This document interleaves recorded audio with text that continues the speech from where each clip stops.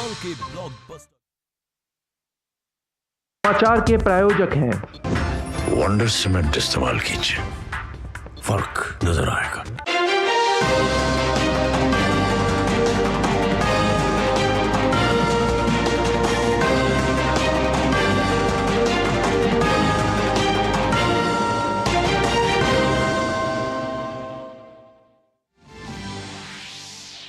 प्रधानमंत्री नरेंद्र मोदी आज अयोध्या समेत उत्तर प्रदेश को 15,700 करोड़ रुपए से अधिक की विकास परियोजनाओं की देंगे सौगात। अयोध्या हवाई अड्डे और अयोध्या धाम जंक्शन रेलवे स्टेशन का करेंगे उद्घाटन।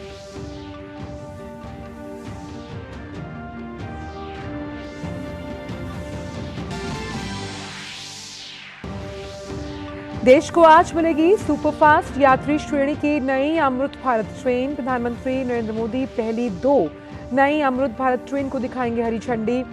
दरभंगा, अयोध्या, आनंद विहार और मालदा टाउन बेंगलुरु के बीच चलेगी नई रेलगाड़ी।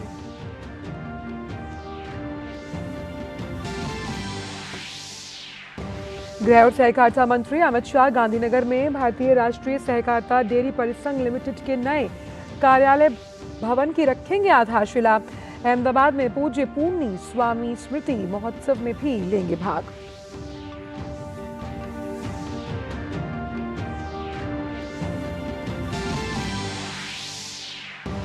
राजस्थान में भजनलाल शर्मा सरकार की कैबिनेट का विस्तार आज। करीब 20 मंत्रियों के शपथ लेने की संभावना।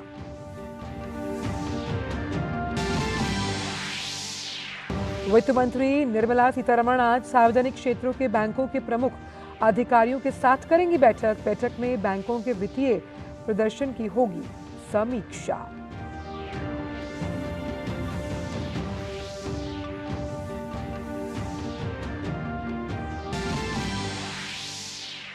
केंद्र सरकार ने बब्बर खालसा इंटरनेशनल से संबंधित आतंकी लखबीर सिंह लांडा को यूएपीए कानून के तहत आतंकवादी किया घोषित। लखबीर सिंह फिलहाल कनाडा में रहकर भारत के खिलाफ आतंकी साजिश में शामिल। यूक्रेन पर रूस के हवाई हमले में 30 से ज्यादा लोगों की हुई मौत, 160 अन्य लोग हुए घायल। यूक्रेनी राष्ट्रपति ने आवदिविका शहर का किया दौरा।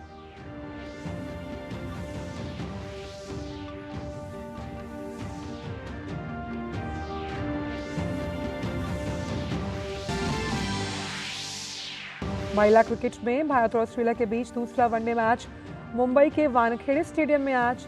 3 मैचों की सीरीज में ऑस्ट्रेलिया 1-0 से आगे। टीम इंडिया आज सीरीज में बराबरी के इरादे से उतरेगी मैदान पर।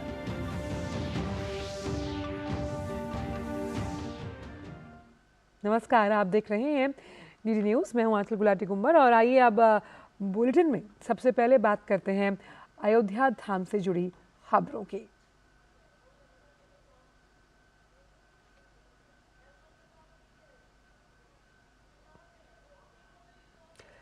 तो प्रधानमंत्री आज अयोध्या में नागरिक सुविधाओं के सुधार और विश्व स्तरीय बुनियादी ढांचे के विकास के लिए 11,100 करोड़ रुपए से अधिक की कई विकास परियोजनाओं का उद्घाटन और शिलान्यास करने वाले हैं।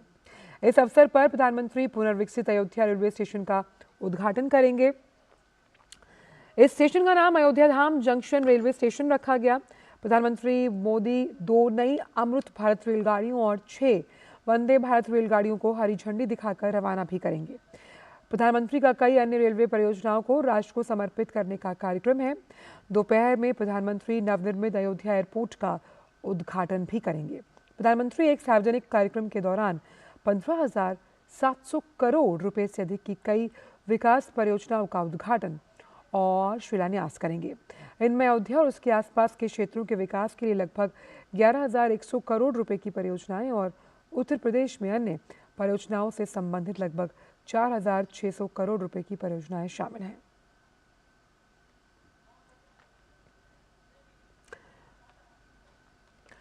और इस बड़ी खबर में हमसे बात करने के लिए हमारे 3 संवाददाता सीधा रामनगरी अयोध्या से जुड़ रहे हैं।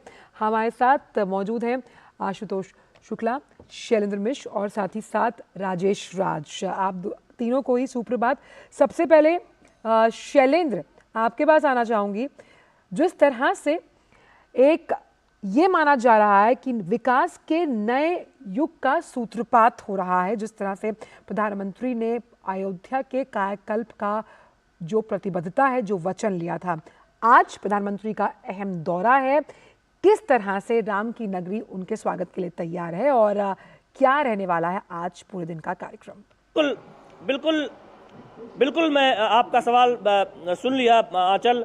निश्चित तौर पर आप देखें पूरी अयोध्या नगरी सजी हुई और हमारे पीछे हमारे कैमरामैन संजय जेना दिखाएंगे कि देखिए ये वो जगह है जहां से प्रधानमंत्री नरेंद्र मोदी का काफिला गुजरेगा और आप देखें कि ये जो सूर्यपुंज है वो किस तरह से चमक रहे हैं और यहाँ पर जगह जगह पर देखिए प्रधानमंत्री नरेंद्र मोदी के स्वागत के लिए, अभिवादन के लिए, उनके वंदन के लिए जो यहाँ कलाकार हैं, जो संत समाज हैं, वो यहाँ पर इकट्ठा हो रहे हैं और एक तरह से देखें यहाँ उत्सव का माहौल अभी सुबह से दिखाई दे रहा है। जो हम देख रहे हैं कि जगह जगह जो अयोध्या की विरासत है, जो अयोध्या की संस्कृति है, उसकी झलक ये दिखाई देगी। जब प्रधानमंत्री नरेंद्र मोदी का काफिला से गुजरेगा, भव्य रोड शो होगा और हम देखेंगे कि संतों जो वेद छात्र हैं, जो वो वेद पाठ करेंगे।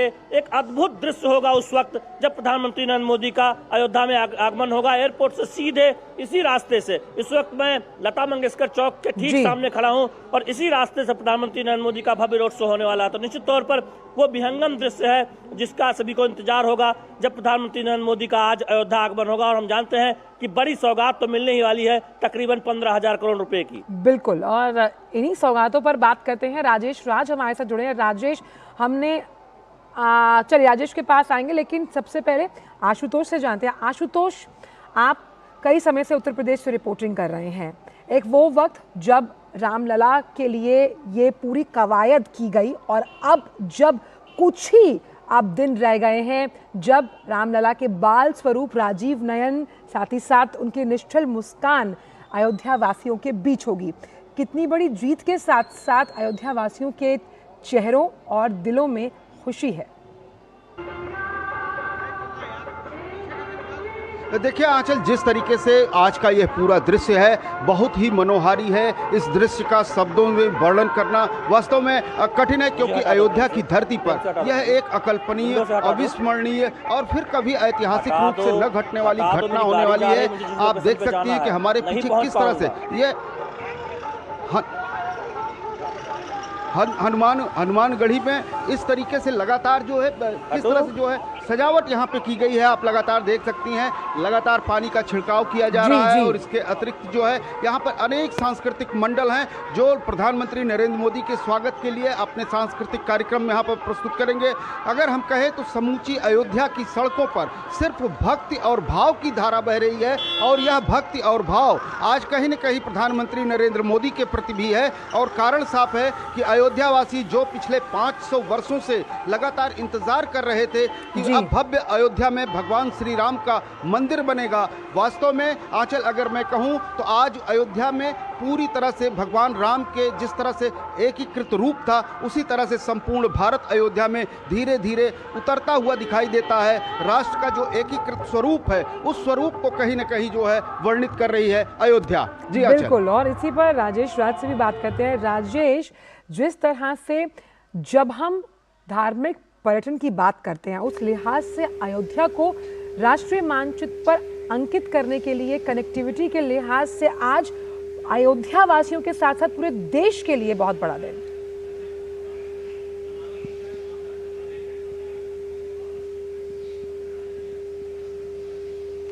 बिल्कुल सही कहा आंचल आपने कि यह अयोध्या वासियों के लिए नहीं बल्कि संपूर्ण हिंदुस्तान के लिए गर्व का दिन है जब एयरपोर्ट और अयोध्या धाम रेलवे स्टेशन के जरिए करोड़ों लोगों की आस्था के केंद्र भगवान श्री राम के दर्शन के लिए जो लोग अयोध्या पहुंचेंगे उनके लिए कहीं ना कहीं एक अनुपम, अद्भुत और अलौकिक उपहार जो है वो भारत सरकार दे रही है। जब अयोध्या धाम रेलवे स्टेशन जो है पूरी तौर पर भगवान श्री श्री राम का जो मंदिर जो बन रहा है, जो 22 जनवरी को जिसका शुभारंभ होगा, उस मंदिर के तर्ज पर ही अयोध्या धाम मंदिर को भी खूबसूरती से सजाया गया है। उसके जो गुंबद हैं वो राम मंदिर से जुड़े हुए हैं और तमाम जो अत्याधुनिक सुविधाएं हैं वो एयरपोर्ट पर होने का एहसास कराते हैं। मैं जिस ट्रेन में अभी खड़ा हूं यह अमृत भारत ट्रेन है। हमने वंदे भारत ट्रेन में बहुत सारी यात्राएं की, यह अमृत भारत ट्रेन है और यह अमृत भारत ट्रेन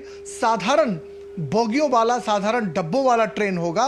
जो स्लीपर कोचेज हैं वो आप देख सकती हैं। इसमें हमारे कैमरामैन मनमोहन हमारे साथ हैं। आप ये देखिए कि वंदे भारत ट्रेन की तर्ज पर ही इस ट्रेन का कायाकल्प किया गया है। और अक्सर ये सवाल उठते थे आंचल कि कॉमन पीपल के लिए, आम लोगों के लिए बोगियों की संख्या नहीं बढ़ती और अत्याधुनिक जो है लग्जरियस ट्रेन की संख्या बढ़ जाती है। तो उन सवालों का जवाब देने के लिए अमृत भारत ट्रेन जो है ये अस्तित्व में आया है। और आप देखिए ये स्लीपर जो सीट हैं ये बिल्कुल कहीं ना कहीं जो तमाम जो राजधानी या फिर अन्य जो ट्रेनें हैं उसके सीट से थोड़ी सी सीट पतली जरूर है, लेकिन अत्याधुनिक लुक है। और देखिए मोबाइल के लिए, चार्जर के लिए यहाँ पर व्यवस्था है, मोबाइल आप रख सकते हैं।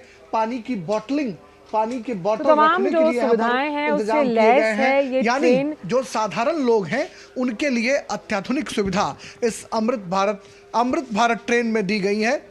बिल्कुल, और अत्याधुनिक सुविधाओं से लैस ये ट्रेन अध्यात्म के लिहाज से भी अहम दिन, और साथ ही साथ जब हम अयोध्या के कायाकल्प का जिक्र करते हैं तो उस लिहाज से भी आज का दिन अत्यंत महत्वपूर्ण है।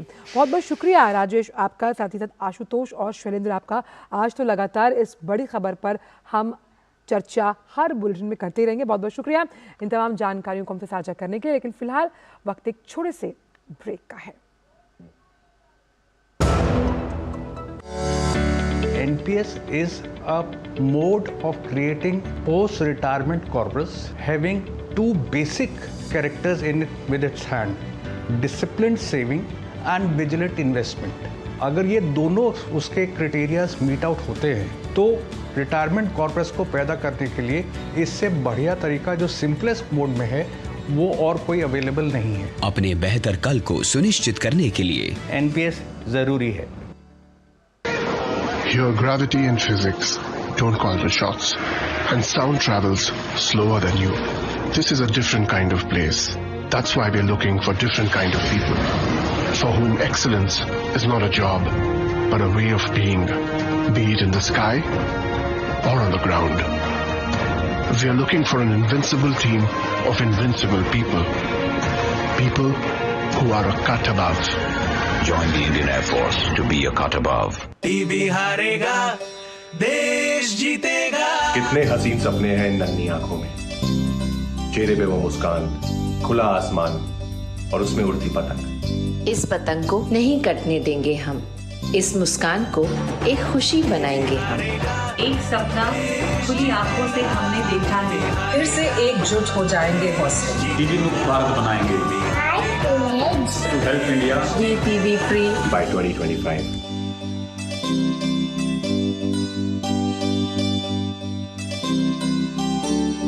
टीबी हारेगा, देश जीतेगा। ब्रेक के बाद सभी का स्वागत करते हैं एक और अहम खबर का। बब्बर खालसा इंटरनेशनल का सदस्य और गैंगस्टर लखबीर सिंह लांडा को भारत सरकार ने आतंकवादी घोषित करार दिया है। भारत सरकार ने गैर कानूनी गतिविधि अधिनियम के तहत ये कार्रवाई की है। बता दें कि लखबीर सिंह लांडा पंजाब के तरनतारन जिले का रहने वाला है। लखबीर सिंह कनाडा में रहकर भारत के खिलाफ आतंकी साजिशों में शामिल रहा। लांडा 9 मई 2022 को पंजाब पुलिस के खुफिया मुख्यालय पर हुए RPG हमले का भी मास्टरमाइंड है। मामले में उसके खिलाफ पंजाब पुलिस और NIA ने केस दर्ज किया है। और इसी बड़ी खबर पर ज़्यादा जानकारी के साथ जुड़ रहे हैं हमारे संवाददाता नीरज सिंह। नीरज, जिस तरह से ये लखबीर सिंह लांडा को अब घोषित कर दिया गया है आतंकी, किन किन आरोपों के तहत ये कार्रवाई की गई है? देखिए, कई तरह के आंचल इसके ऊपर आरोप हैं। भारत के अंदर आतंकवादी गतिविधियों को ये बढ़ावा देने की कोशिश करता है। इसके अलावा ड्रग्स की तस्करी, हथियारों की तस्करी में ये शामिल है।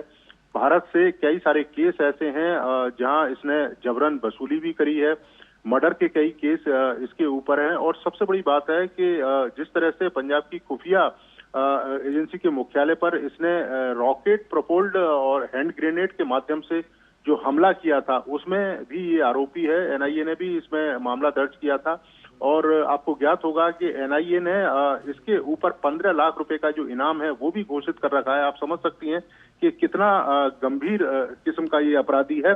और दूसरी सबसे बड़ी बात है कि पाकिस्तान में बैठे आतंकवादी संगठनों के ये संपर्क में है। भारत के अंदर जितना भी जो कह सकते हैं कि हथियार या आईडी जब यहाँ पर पहुंचते हैं तो उसमें एक बड़ा हाथ इसका होता है और ये पूरे उस कंसाइनमेंट को डील करता है। इस लिहाज से इसका आतंकवादी गतिविधियों में नाम आया था और यही कारण है कि आप देखें कि यूएपीए के तहत भारत सरकार ने इसको आतंकवादी घोषित किया है। अब ये कनाडा में है क्योंकि ये फरार हो गया था, तरन तारण का रहने वाला है और कनाडा में इस समय रह रहा है। जो हमारी एजेंसियां हैं वो अब कनाडा सरकार के सामने तमाम तथ्यों को सामने रखेंगी और कोशिश करेंगी कि इसका जो प्रत्यार्पण है वो किया जा सके, क्योंकि इसके ऊपर कई सारे गंभीर आरोप भारत के अंदर है। हाँ जी, बहुत बहुत शुक्रिया नीरज इन तमाम जानकारियों को हमसे साझा करने के लिए। तो लांडा के खिलाफ 2021 में लुकआउट नोटिस भी जारी किया गया था और पंजाब ही नहीं, ऐसे कई और राज्य हैं जहां वो आतंकी साजिशों को अंजाम देने की फिराक में था। बढ़ते आगे बात करते हैं गृह और सहकारिता मंत्री अमित शाह की, जो आज दोपहर बाद गुजरात की राजधानी गांधीनगर में भारतीय राष्ट्रीय सहकारिता डेयरी परिसंघ लिमिटेड के नए कार्यालय भवन की आधारशिला रखेंगे। इस कार्यक्रम का आयोजन गांधीनगर में राष्ट्रीय फॉरेंसिक साइंस विश्वविद्यालय ने किया।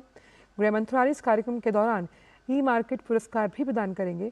इससे पहले गृह मंत्री अमित शाह सुबह पूज्य पूर्णी स्वामी स्मृति महोत्सव में भी शामिल होंगे। इसका आयोजन अहमदाबाद के स्वामी नारायण गुरुकुल विश्व विद्या प्रतिष्ठानम ने किया है।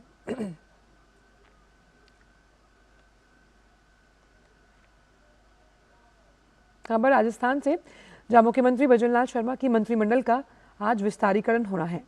आज दोपहर 3:15 बजे राज्यपाल कलराज मिश्र नए मंत्रियों को शपथ दिलाएंगे। नामों पर सहमति बनाने को लेकर बुधवार देर रात तक मुख्यमंत्री भजनलाल शर्मा, प्रदेश अध्यक्ष सीपी जोशी, वरिष्ठ नेता राजेंद्र राठौड़ और प्रदेश सह प्रभारी विजया राहटकर के बीच लंबी बैठक हुई। करीब 15 से 20 मंत्रियों के शपथ लेने की भी संभावना है। मुख्यमंत्री भजनलाल शर्मा आज सुबह दिल्ली में भाजपा अध्यक्ष जेपी नड्डा से मुलाकात करेंगे। भजनलाल शर्मा ने 15 दिसंबर को राजस्थान के मुख्यमंत्री पद की शपथ ली थी। बात भीम ऐप की, जिससे देश में डिजिटल लेन देन को बढ़ावा देने में अहम भूमिका निभाई। भीम ऐप की शुरुआत से लेकर अब तक उसमें क्या क्या नए बदलाव हुए, इस पर देखिए हमारे संवाददाता तापस भट्टाचार्य की ये खास रिपोर्ट। कैश ट्रांजैक्शन से लेकर कैशलेस ट्रांजैक्शन की तरफ तेजी से बढ़ रहा है देश। रेहड़ी पटरी से लेकर मॉल के बड़े शोरूम तक डिजिटल लेन देन ने भारतीयों के भुगतान करने के तरीके को बदल दिया है। इसमें भीम ऐप ने अहम भूमिका निभाई है। भीम ऐप ने शुरुआत से लेकर अब तक कई अहम पड़ाव पार किए हैं, जिसने डिजिटल लेन देन के परिदृश्य को बदल दिया है।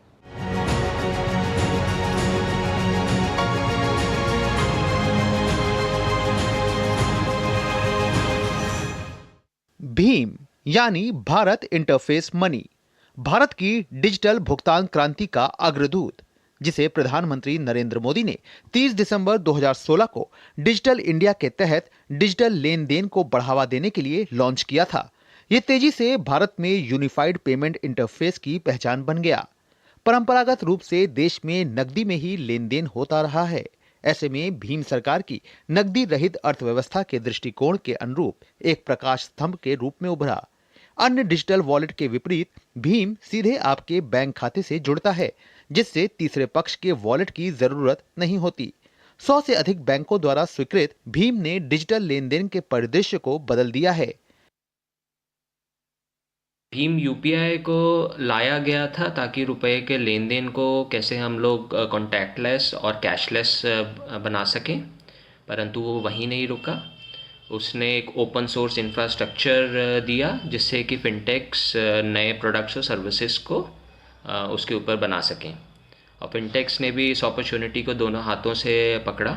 और यही कारण है कि आज हम नए नए सर्विसेज देख रहे हैं, जैसे कि FASTag payments, insurance payments, bill का पेमेंट हो गया, ये सब नए फीचर्स लाए गए हैं भीम यूपीआई पे, जिससे कि लोगों का सहूलियत मिल रही है। सबसे जो अट्रैक्टिव चीज़ है वो ये है कि इंडिया के जो छोटे शहर हैं जिनको हम टीयर 2 टीयर 3 सिटीज़ बोलते हैं, जहाँ पे मेजर गैप्स होते हैं इन पेनिट्रेशन ऑफ सर्विसेज, वहाँ पर यूपीआई का एक्सेप्टेंस ज़्यादा है।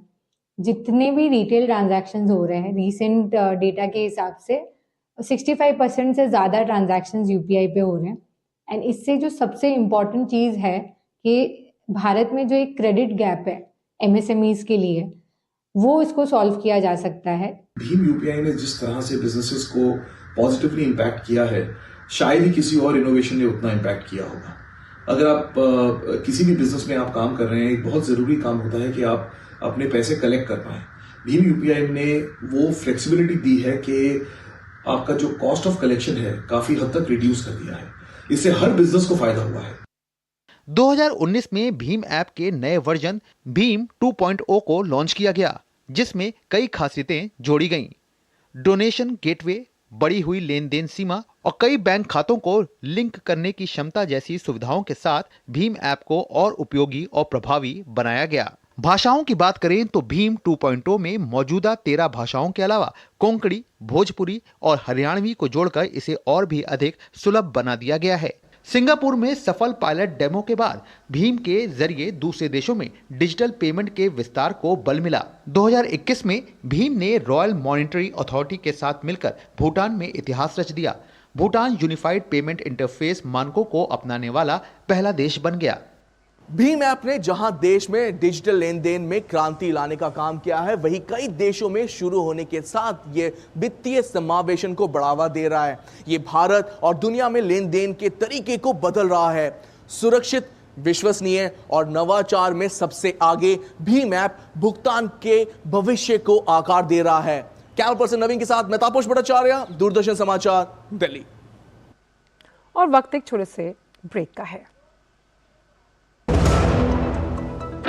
रिटायरमेंट पे कोई सोचता ही नहीं है, सोचता कभी 50 की उम्र में आकर। और एक ऐसा तबका जो रिटायरमेंट के बारे में आज भी बिल्कुल नहीं सोचता, वो है औरतें। औरतें कमा के भी वनरेबल हैं, पैसा कमाती हैं, घर पे दे देती हैं और एक एक रुपए को मांगती हैं। सो एनपीएस एक इक्वालिटी ला रहा है कि भाई चाहे वो आदमी है, चाहे वो औरत है, चाहे वो ट्रांसजेंडर है, चाहे वो अदर जेंडर है, हम सब एक बराबर प्लेटफॉर्म पे हैं। अपने बेहतर कल को सुनिश्चित करने के लिए एनपीएस जरूरी है।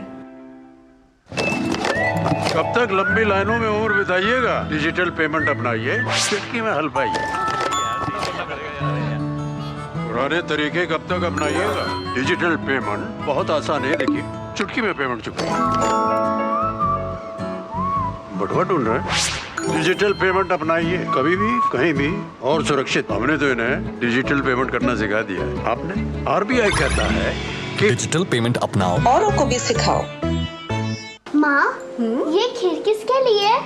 आज तेरे दादाजी का जन्मदिन है, उनके लिए। तो मैं दादाजी को क्या दूँ? अपना मोबाइल फोन देना। ये क्या कर रही है? दादाजी के लिए आयुष्मान कार्ड बना रही हूँ। घर बैठे? हाँ। आयुष्मान ऐप पर जाकर अपना या परिवार के सदस्य का नाम लाभार्थी सूची में ढूंढें, आधार, ओटीपी या फेस ऑथ द्वारा ऑथेंटिकेट करें, डिटेल्स भरें। अब मोबाइल से फोटो खींचकर अपलोड करें।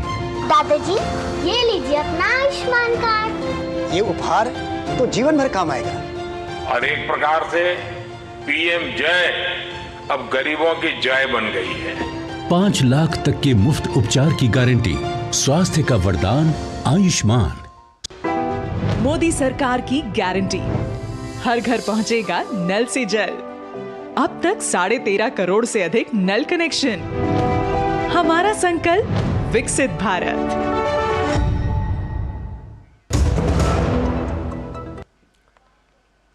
ब्रेक के बाद सभी का स्वागत। भारतीय नौसेना ने एडमिरल्स की स्कंद पट्टिकाओं के नए डिजाइन का अनावरण किया। भारतीय नौसेना ने बताया कि नई स्कंद पट्टिका इस महीने की शुरुआत में सिंधुदुर्ग में नौसेना दिवस के अवसर पर प्रधानमंत्री नरेंद्र मोदी द्वारा की गई घोषणा के अनुरूप है। भारतीय नौसेना का कहना है कि स्कंद पट्टिका के नए डिजाइन में अष्टकोण नौसेना के ध्वज से इसे लिया गया है।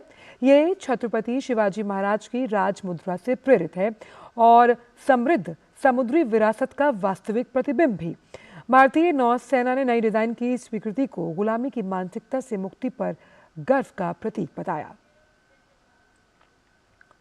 राष्ट्रपति द्रौपदी मुर्मू ने करों का अंतरिम संग्रहण विधेयक 2023 को मंजूरी दे दी।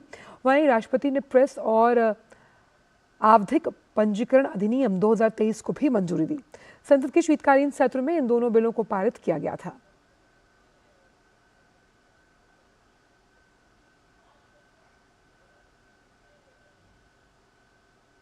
देश के कई राज्यों में शीतलहर का सितम जारी है। उत्तर भारत में ठंड के साथ कोहरा भी बढ़ता जा रहा है और घने कोहरे की वजह से विजिबिलिटी कम हो गई है। साथ ही कई ट्रेनें और हवाई यातायात भी प्रभावित हुआ। ठंड से बचने के लिए लोग अलाव का सहारा ले रहे हैं।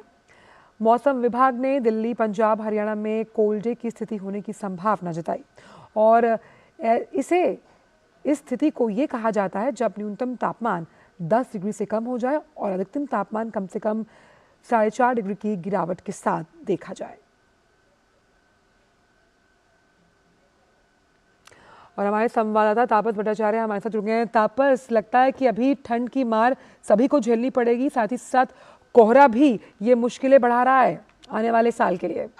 बिल्कुल, आपने सही कहा कि नए साल में ये कोहरा जो है दिक्कतें देने वाला है। अगर IMD की माने तो रेड अलर्ट आज के लिए भी जारी किया गया है। कल था, लेकिन आज भी उन्होंने रेड अलर्ट जारी किया है और रेड अलर्ट है चंडीगढ़, हरियाणा, दिल्ली और पंजाब के लिए। ये जो जगह है खासतौर से इन दोनों जगह, इन चारों स्टेट्स में जो कोहरे की जो मार है वो सबसे अधिक देखने को मिल रही है। यहाँ पे मैं बताना चाहूंगा कि ईस्ट उत्तर प्रदेश और वेस्ट उत्तर प्रदेश में ऑरेंज अलर्ट भी जारी किया गया है। तो अगर आप यूपी के साइड से आ रहे हैं और पंजाब और उत्तराखंड की तरफ जाए तो आपको ये जो पूरा हिमालयन रेंज है, जो पूरा हिमालयन रेंज की तरफ है, वहाँ पे आपको देखने को मिलेगा कि जो कोहरा है वो बहुत ज्यादा है। जो विजिबिलिटी है वो एक तरह से आप कह सकते हैं कि 0 से 50 के बीच में है। तो खासतौर से सुबह के 4 से लेकर 10 बजे तक ये जो कोहरे की जो स्थिति है वो काफी हद तक बहुत ज्यादा बुरी है। इसी वजह से ये रेड अलर्ट जारी किया गया है, जिससे कि लोग जो है इस समय में खासतौर से गाड़ी लेके बाहर ना निकले और उनको रोका जा सके, उनको मना किया जा सके कि रेड अलर्ट है। इस वजह से आप ज्यादा ट्रैवल, और अगर ट्रैवल कर रहे हैं कोहरे में तो जो गाड़ी है उसको आराम से चलाए, खासतौर से नेशनल हाईवे पे जहाँ पे हम देख पा रहे हैं कि बहुत ज्यादा कोहरे का इम्पैक्ट। बिल्कुल, एहतियात और बचाव ही हमें कई ऐसे जो इंसिडेंट्स हैं उनसे बचा सकता है और इसका हमें ख्याल रखना चाहिए क्योंकि परिवार में आपका कोई इंतजार कर रहा है। बहुत बहुत शुक्रिया तापस इन जानकारियों को हमसे साझा करने के लिए। और फिलहाल समाचारों में इतना ही, दीजिए इजाजत, नमस्कार।